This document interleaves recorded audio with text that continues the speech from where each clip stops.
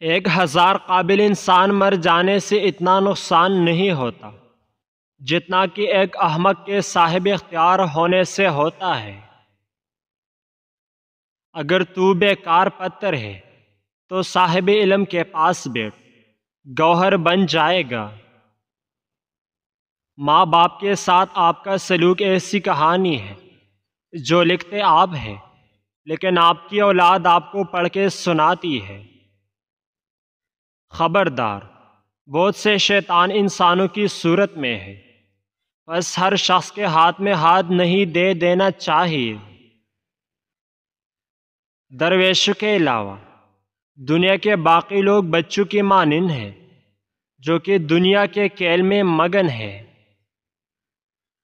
اس دنیا میں کوئی خزانہ سانپ کے بغیر، کوئی پھول کانٹے کے بغیر اور کوئی خوشی غم کے بغیر نہیں ہے۔ تھوڑی دیر کے لیے قبرستان جا اور خاموشی سے بیٹھ اور ان بولنے والوں کی خاموشی کو دے۔ اپنی آواز کی بجائے اپنے دلائل کو بلند کیجیے۔ پھول بادل کے گرجنے سے نہیں برسنے سے اگتے ہیں۔ اگر آپ کو ہر مادی چیز کی قیمت معلوم ہے مگر اپنی قدر معلوم نہیں تو اس سے بڑی کیا بے وقوفی ہو سکتی ہے۔ تمہاری اصل ہستی تمہاری سوچ ہے، باقی تو صرف ہڈیاں اور خالی گوشت ہے۔ انسان اپنے اندر چھپی ہوئی نفسانی خواہش کی وجہ سے برے لوگوں سے مغلوب ہو جاتا ہے۔ مولانا رومی سے کسی نے پوچھا، زہر کیا ہے؟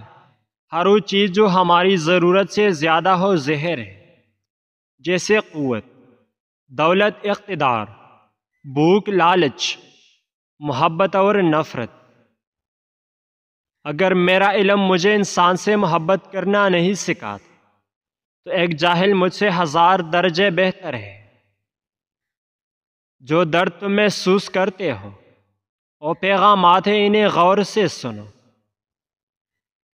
میں نے بہت سے انسان دیکھے ہیں جن کے بدن پر لباس نہیں ہوتا اور بہت سے لباس دیکھے ہیں جن کے اندر انسان نہیں ہوتا۔ اکیلا رہنا بری صحبت میں رہنے سے بہتر ہے۔ گفتگو سے سمجھ بوجھ میں اضافہ ہوتا ہے لیکن تنہائی آمد رسا ہے جہاں عظیم ذہن جنم لیتے ہیں۔ پرسکون وہ ہے جس کو کم یا زیادہ کی فکر نہیں۔ دشمنوں سے زیادہ ہمارے وہ دوست خطرناک ہیں جو منافقانہ انداز میں ہمارے جذبات سے کھیلتے ہیں۔